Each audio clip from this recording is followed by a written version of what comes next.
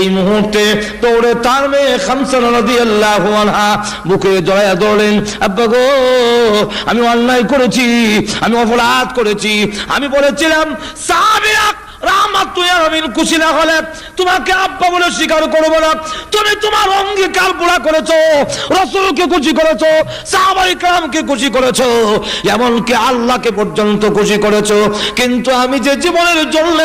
আমার আব্বা হারালাম, আমি আর জীবনে কাকে আব্বা বলে ডাকবো, আমি আর কাকে আব্বা বলবো?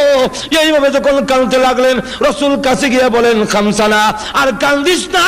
তোর কান্না আমার বুকে দারুণ ব্যথা হয়, দারুণ কষ্ট হয়। যদিও সালাবাতুল আনসারী পৃথিবী থেকে বিদায় হয়ে গেছেন, আমি মুহাম্মদ তো বিদায় হয়ে যাই নাই, বাকি জিন্দেগীর জন্য আমি রাসূল তোর আব্বা হয়ে গেলাম। যেই মাত্রই কথা বললেন, রাসূল বলেন তোমরা কাফন